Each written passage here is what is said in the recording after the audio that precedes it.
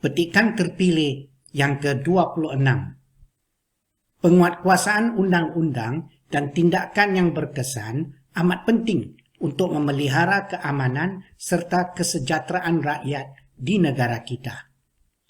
Para pegawai yang dipertanggungjawabkan perlu tegas dan tidak harus melaksanakan tugas secara sambil lewa atau sekadar melepaskan batuk di tangga, kerana sikap benar tak benar mereka ini akan meruatkan usaha untuk membina negara yang maju, makmur dan sentosa.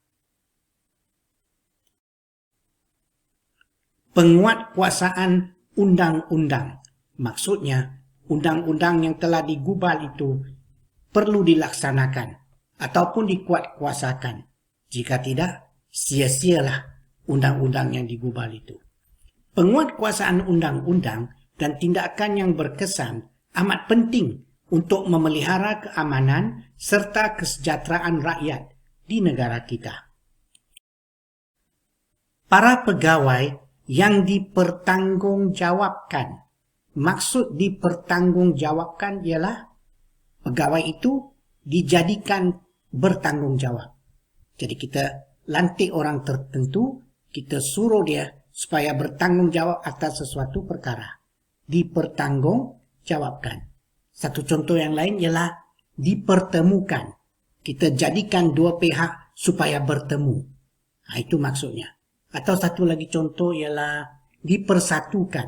Kita jadikan dua pihak itu supaya bersatu, dipersatukan. Para pegawai yang dipertanggungjawabkan perlu tegas dan tidak harus melaksanakan tugas secara sambil lewa. Sambil lewa bermaksud tidak bersungguh-sungguh. Kalau kita nak belajar, belajarlah dengan bersungguh-sungguh. Janganlah kita membaca buku secara sambil lewa saja. Atau sekadar melepaskan batuk di tangga. Melepaskan batuk di tangga ini satu peribahasa. Walaupun ada pihak yang menganggap bahawa bentuk asalnya ialah batuk, BATOK. Batuk ini sebenarnya sejenis alat untuk mencedok air. Biasanya orang kampung akan meninggalkan sebuah tempayan kecil di tepi tangga, dan sebelum mereka menaiki rumah, mereka akan mencedok air dengan batuk untuk membasuh kaki terlebih dahulu. Jadi kalau orang melepaskan batuk di tangga, maknanya selepas digunakan pencedok itu, mereka tidak meletakkannya di tempat asalnya. Jadi ini menunjukkan mereka tidak bersungguh-sungguh.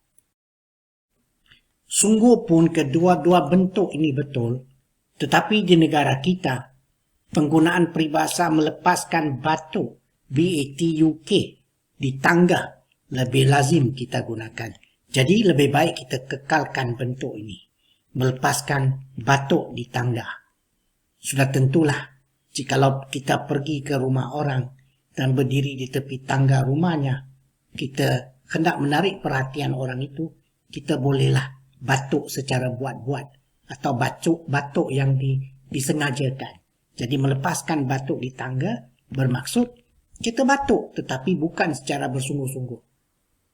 Padanlah dengan maksudnya melaksanakan sesuatu tugas tanpa kesungguhan.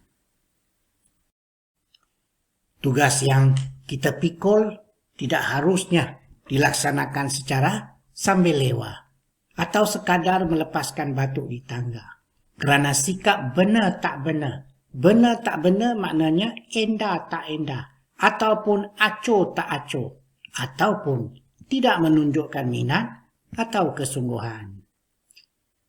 Sikap benar tak benar mereka ini akan meruatkan. Meruatkan maksudnya menyulitkan ataupun merumitkan usaha untuk membina negara yang maju, makmur dan sentosa.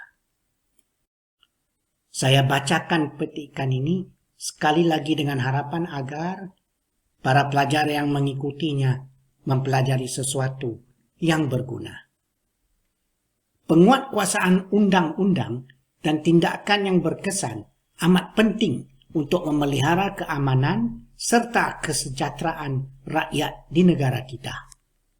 para pegawai yang dipertanggungjawabkan perlu tegas dan tidak harus melaksanakan tugas secara sambil lewat atau sekadar melepaskan batuk di tangga, kerana sikap benar tak benar mereka ini akan meruatkan usaha untuk membina negara yang maju, makmur, dan sentosa.